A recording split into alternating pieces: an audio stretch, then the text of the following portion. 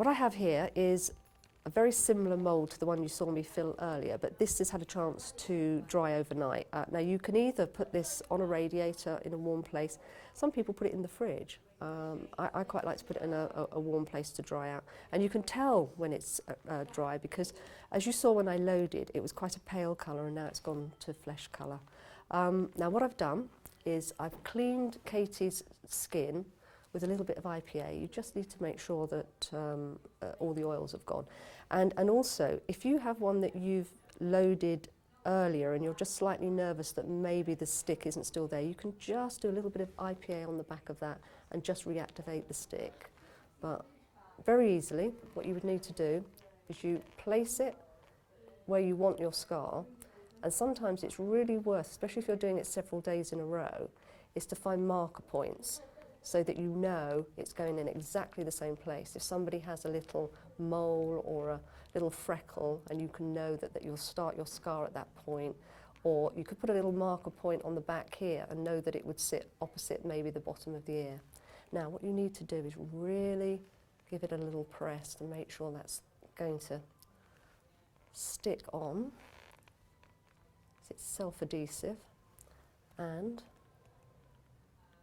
as you slowly peel off, it will come out of the mould. Now this is quite a big one because it's got quite a lot of modelling there. And there you see it's completely stuck on. But you can see all the little edges of the sealer. That's the Probondo there, and you can't blend that away. But the seal is the bit round the edge that you do blend away. So you get your brush, you get a little bit of IPA. In my case, you pop the glasses on, and you just work your way around all the edges of this piece. And you can see how it just completely disappears into the skin. Now, because you're using IPA, you might want to ask your artist if you're somewhere on the face to maybe close their eyes, because sometimes a little bit of fumes might, see up here, up where I'm near Katie's cheek, she might just feel the fumes, but otherwise that edge is now completely gone.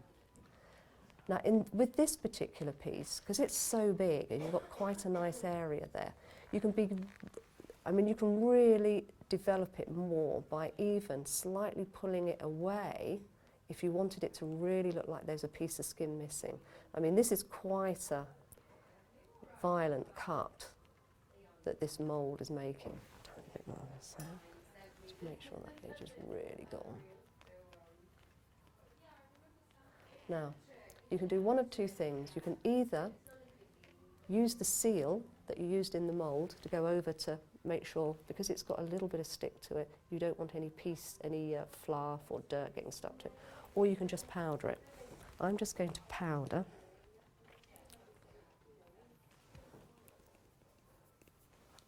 And that's just going to take away any stickiness around the edge from where you've blended it.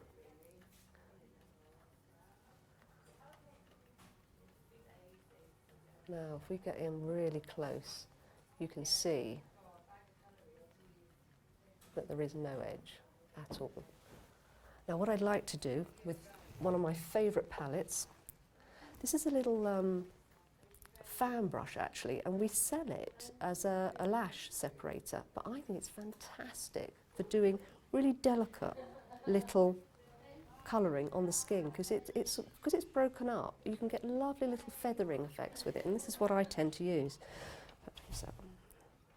So a little bit of colour, again a little bit of IPA, and you can use this just to pick up little bits of it to make it start to look a little bit sore, because some kind of injury like this obviously would have skin change in colour.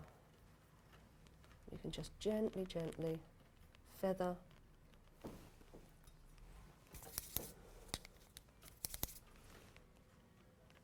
some details all round.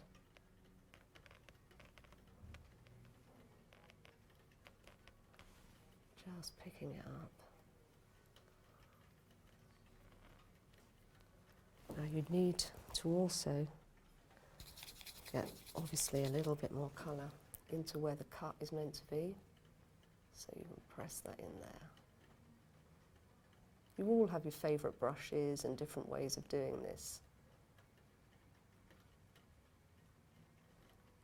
And of course, once you've got the colours you like, you can see how you can just stipple it around there. You can start to put the bloods in, which of course really bring things like this to life. We've got some of these lovely dark colours. You can start to push in.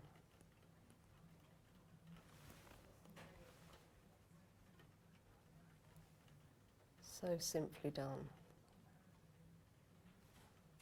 But just bring these things completely to life.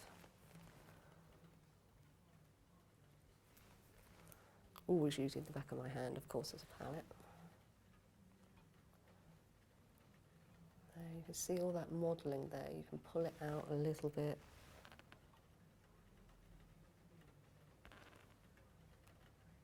And you can really go a long way with these. I mean, if we really wanted this to look quite violent cut, as I said, you can work your IPA in there. You could pull that piece off because this piece is that big there, and yet you can't see the edge at all. And you can see how it's just blended completely in with Katie's skin tone. So we can bleed that. If we wanted to have that bit of skin really hanging over, I could work the IPA in and really have that pull out. And then, of course, you can put in some stronger blood colours. You can, I mean, these are all very soft blood colours. You could get quite darker ones. We can go back to the palette, get some stronger reds, making it look really kind of quite scratched and damaged.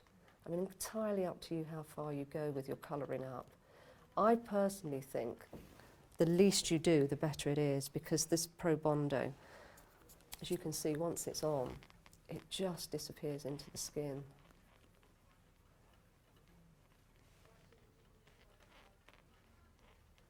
And what I'm going to show you, having seen it just sitting like that, and I don't know whether Katie wants to just turn her face so you can see it from all angles.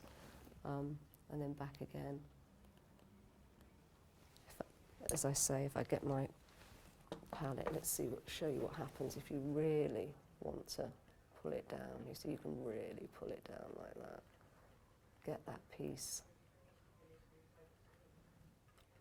quite violent. Work some colour into that.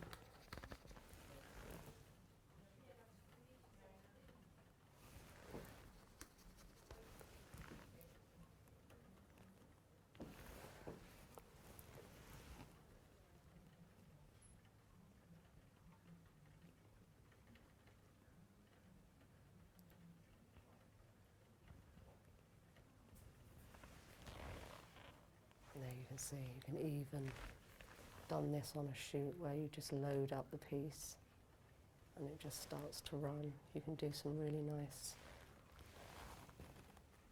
scenes.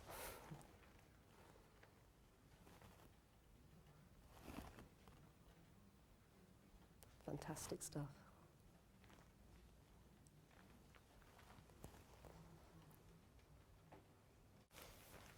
Okay, the camera's running. I just wanted to also say that this product is so brilliant and stays for such a long time, but sometimes you do get a little kick of a shine off it. You don't necessarily always see it to your eye. You'll be in the makeup room and it'll be fine. But again, once you get out onto set, you might find that there's a light that just for some reason picks up the edge. And the thing to do there is you just get out your mattifier and you can just literally work your way round all the edge. I mean, only you know where your edge is, nobody else will see it. But it will just flatten off that shine. And again, it can be done even though it's already been made up. Be careful of any running blood you've already done, although obviously that's much better to do to camera, to your directors, what he wants to see. but that will flatten down any shine that you might see. And again, that you can only tell if you look at your monitors whether you need to do that, because quite often to your eye you don't see it at all.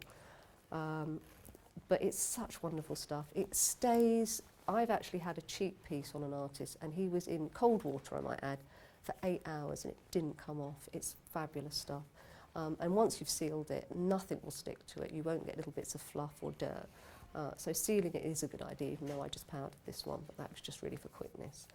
And then you can see that that mattifier has just knocked back any shine and any giveaway, really, that it's not, in fact, Katie's skin.